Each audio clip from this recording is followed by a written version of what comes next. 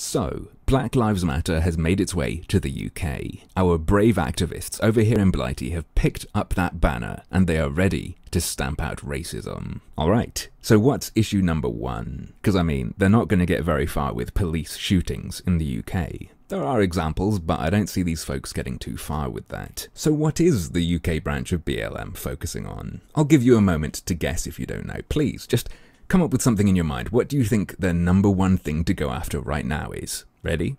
Carbon emissions. Because, they argue, climate change has a greater impact on people with darker skin, mostly because of where they live, whether that's because there's somewhere climate change is going to affect them more, or because they live in a place where the pollution is going to affect them directly. Okay, put me in charge of the movement, not what I would have gone for, but hey, maybe it's a black thing. And what did they try to do about this? Well, earlier today, they disrupted flights at London City Airport. What they did was set up a tripod on one of the runways and chain themselves to it. Here's a picture. Ah, my eyes! Sorry, the white skin's making it too bright to look at.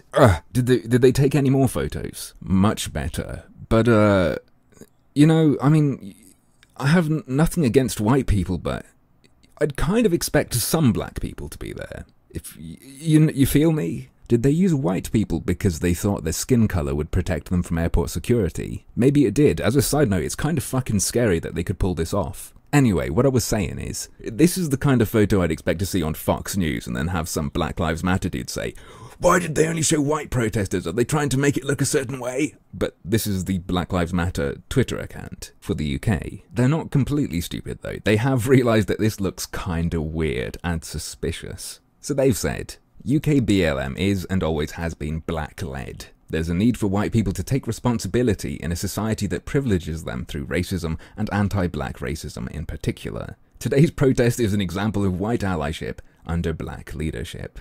That's funny, because to me it looks like an example of environmentalists hijacking a race movement. It's a really nifty and easy trick any activist can pull. The folks I call veg femmes have done this with veganism and feminism, and these guys are just doing the same thing with environmentalism and anti-racism. Long story short, these Green Lives Matter people, these enviro-blacks, I don't know what to call them. They just have to change from, "we need to save the environment" to, "we need to save the environment for the sake of black people." Yeah, totally. For the black people, I said. Come on, give us some of that Black Lives Matter attention. And brothers and sisters, when traveling to protests, don't drive when you could walk or cycle instead, because otherwise you're racist.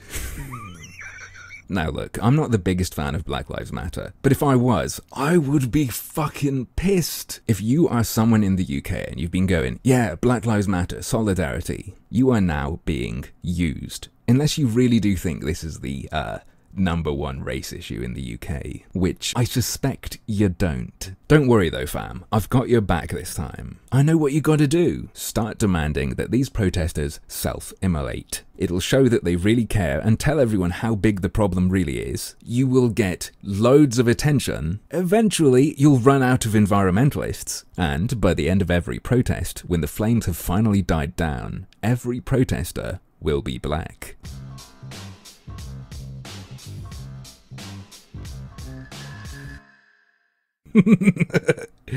You can't say they're not funny.